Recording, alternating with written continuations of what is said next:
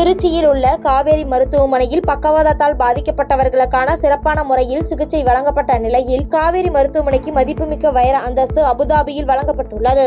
இது தொடர்பான செய்தியாளர் சந்திப்பில் காவேரி மருத்துவமனையின் நிர்வாக இயக்குநர் மருத்துவர் செங்குட்டுவன், மூளை மற்றும் முதுகு தண்டுவடம் அறுவை சிகிச்சை மருத்துவர் ஜோஸ் ஜாஸ்பர், மருத்துவர் சந்தோஷ்குமார் ஆகியோர் கலந்து கொண்டனர். தொடர்ந்து பக்கவாதத்தால் மாரடைப்பு மற்றும் மூளை தாக்குதல் ஏற்படும் அபாயம் உள்ளதாக மூளை மற்றும் தண்டுவட சிகிச்சை நிபுணர் மருத்துவர் ஜோஸ் ஜாஸ்பர் செய்தியாளர்களை சந்தித்து பேட்டியளித்தார். என்னன்னா, இந்த வேர்ல்ட் ஸ்ட்ரோக் ஆர்கனைசேஷனுடைய டைமண்ட் அவார்டு நமக்கு கொடுத்துருக்குறாங்க. இது ரொம்ப கஷ்டப்பட்டு ஆக்சுவலாக நாங்கள் வாங்கின அவார்டு.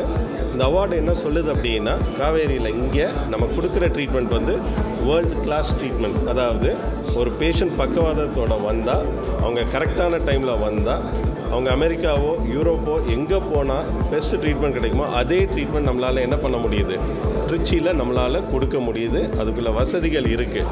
ஸோ அதை ஹைலைட் பண்ணுறது தான் இந்த diamond award world stroke organisation கொடுத்தது.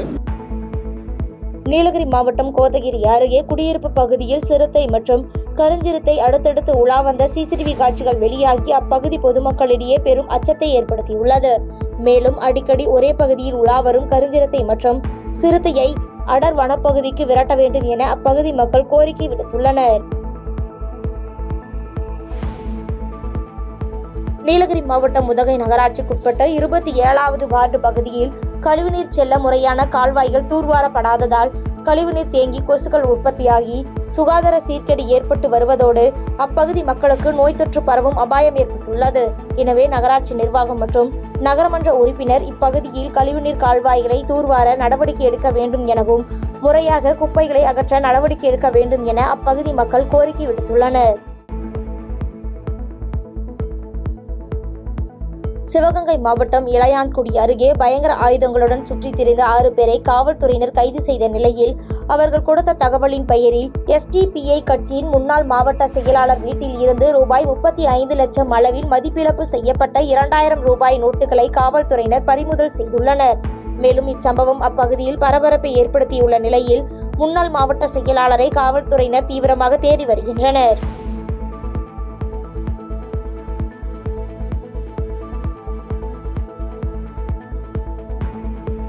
மேலூர் கீழ் மணவூர் பகுதியில் உள்ள சென்னை பெங்களூர் தேசிய நெடுஞ்சாலையில் இருசக்கர வாகனத்தில் இருந்து நிலை தடுமாறி கீழே விழுந்து இளைஞருக்கு தலையில் பலத்த காயம் ஏற்பட்டது.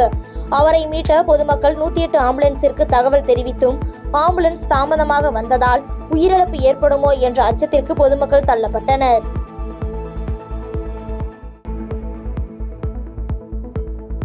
கோவையில் தாய் தந்தையை இழந்து திருமணமாகாமல் மாடுகளுடன் வசித்து வரும் இளைஞரை வீட்டின் முன்பு மாடுகளை கட்டக்கூடாது என்று கூறி தகாத வார்த்தைகளால் திட்டி அப்பகுதியின் 6வது திமுக வார்டு கவுன்சிலர் மாரிமுத்து மற்றும் அவரது மகன் ஆகியோர் தாக்கியுள்ளனர். இச்சம்பவத்தை கண்டித்து அவரது குடும்பத்தினர் சாலை மறியலில் ஈடுபட்டதால் அங்கு பரபரப்பு ஏற்பட்டது. கோவை மாவட்டம் மேட்டுப்பாளையம் அருகே உள்ள ஜடையம்பாளையத்தில் செயல்பட்டு வந்த KG டெனிம் லிமிடெட் என்ற நிறுவனத்தில் கடந்த சில மாதங்களாக நிலுவைத் தொகை மற்றும் சரிவர சம்பளம் கொடுக்காததாலும் தொழிலாளர்களுக்கு கிடைக்க வேண்டிய தொகையை பெற்றுத்தர வேண்டி மாவட்ட ஆட்சியரிடம் 100க்கும் மேற்பட்ட தொழிலாளர்கள் மனு அளித்தனர். இதனால் அப்பகுதியில் சிறிது நேரம் பரபரப்பான சூழல் ஏற்பட்டது. தேனி மாவட்ட மகளிர் அணியைச் சேர்ந்த சத்யா என்பவர் தேனி மாவட்ட செயலாளர்கள் மீது பரபரப்பு குற்றச்சாட்டை வைத்து வீடியோ ஒன்றை சமூக வலைதளத்தில் வெளியிட்டுள்ளார்.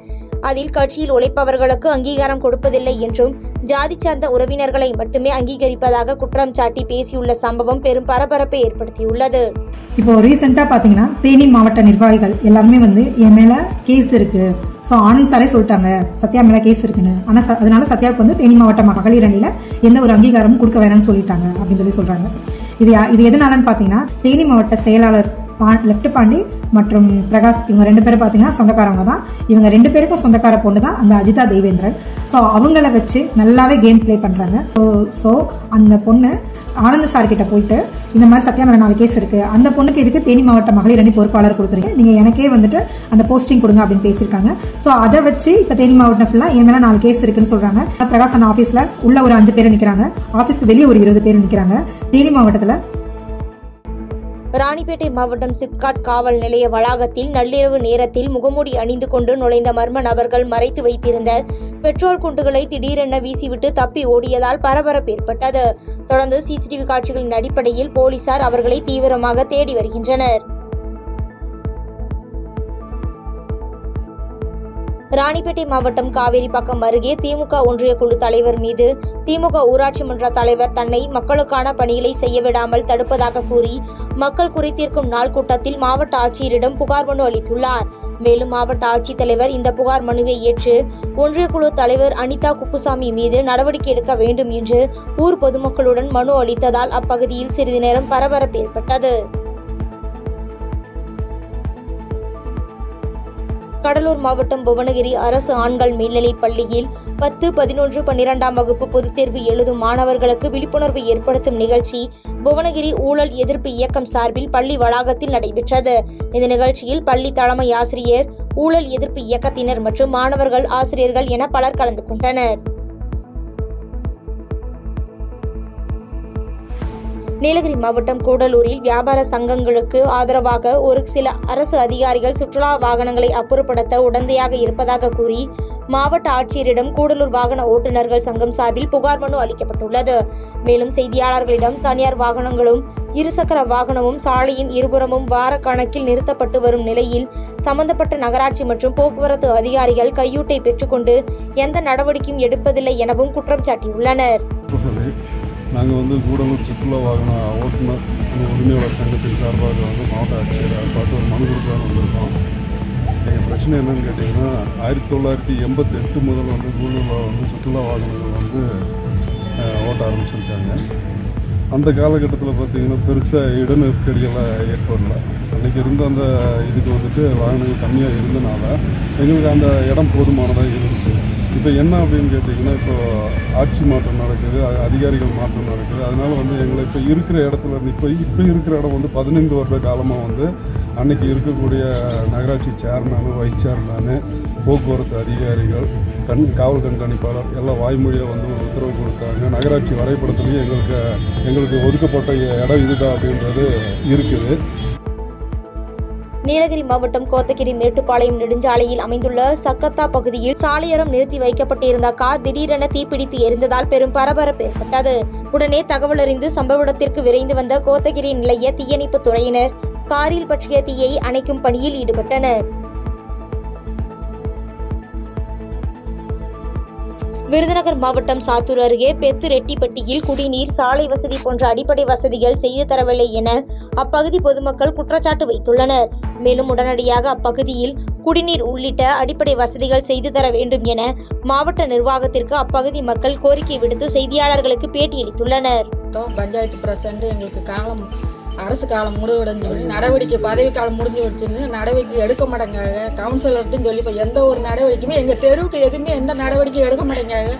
இதனால நாங்கள் இது கலெக்டர் ஆஃபீஸுக்கு மனு கொடுக்க வாரம் காலிக்கூடத்தை கொண்டு வசதிக்கு பள்ளிக்கூடத்து ஸ்கூல் பிள்ளைகளை எங்களால் அனுப்ப முடியல. தக்க வசதி இல்லை. இந்த தண்ணியால் எங்களுக்கு எங்கள் பிள்ளைகளை எங்களுக்கு சரியான நேரத்தில் ஸ்கூலுக்கு அனுப்ப முடியல. இதனால நீங்கள் எங்களுக்கு சீக்கிரம் நடவடிக்கை எடுக்கணும். விருதுநகர் மாவட்டம் அருப்புக்கோட்டை நகராட்சிக்குட்பட்ட ராமசாமிபுரத்தில் ரேஷன் கடை கட்டுவது தொடர்பாக ஏற்பட்ட பிரச்சனையில் இரு தரப்பினர் இடையே சமாதான கூட்டம் வட்டாட்சியர் அலுவலகத்தில் நடைபெற்றது. இந்நிலையில் இது தொடர்பான பிரச்சனையில் ஒரு தரப்பைச் சேர்ந்த பொதுமக்கள் தங்கள் பகுதியில்தான் ரேஷன் கடை அமைக்க வேண்டும் என 200க்கும் மேற்பட்டோர் வட்டாட்சியர் அலுவலகத்தை முற்றுகையிட்டதால் பரபரப்பு ஏற்பட்டது.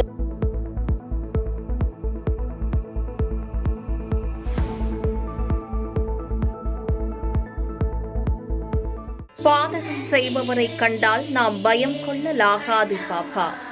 மோதி மிதித்து விடு பாப்பா, அவர் முகத்தில் உமிழ்ந்து விடு பாப்பா. அண்மை செய்திகளை உடனுக்குடன் தெரிந்து கொள்ள இணைந்திருங்கள் எம் நாடு தொலைக்காட்சியுடன்.